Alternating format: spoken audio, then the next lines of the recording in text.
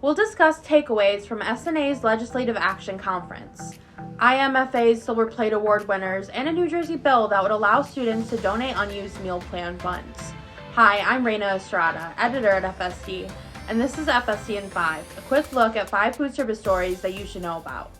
Washington, D.C. welcomed hundreds of school nutrition professionals this week for the School Nutrition Association's Legislative Action Conference.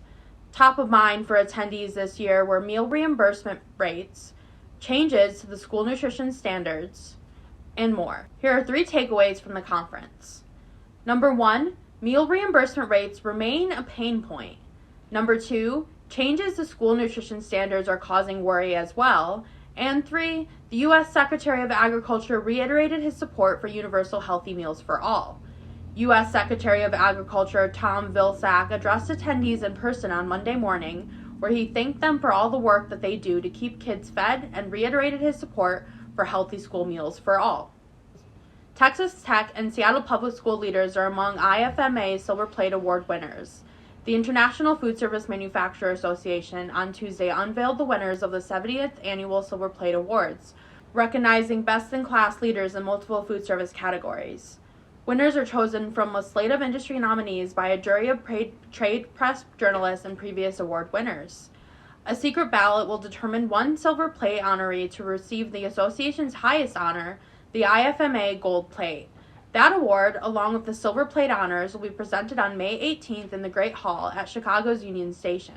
A new bill introduced in New Jersey would allow college students on meal plans to donate any unused funds at the end of the year to go towards local food banks.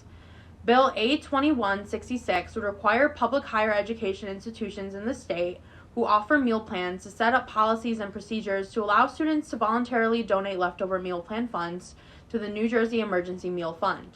All donations to the New Jersey Emergency Meal Fund will then be distributed to the Federation's network of food banks in the state.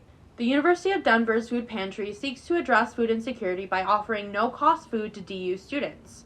It's a pressing issue for the DU community, as a 2023 study by the DU's Health and Counseling Services found that 50% of DU students are dealing with low or very low food security, according to a statement. But now, thanks to a partnership with Sodexo, the university's food service provider, the DU pantry will provide fresh produce in addition to shelf-stable food. Under the agreement, Sodexo will provide at least 20 pounds of fresh, unused produce to the pantry every week. North Carolina students will have better access to school breakfast thanks to new grant funding from the state. North Carolina Governor Roy Cooper announced $1.3 million in grant funding late last month to 42 public school districts and charter schools in the state. Funding for the grants came from federal funds directed by the governor last October. Grant recipients will use the funding to implement alternative school breakfast models such as breakfast in the classroom, second chance breakfast, and grab-and-go breakfast. And that should do it for today's episode of FSD in 5. Tune in every week and head to foodservicedirector.com for the full stories.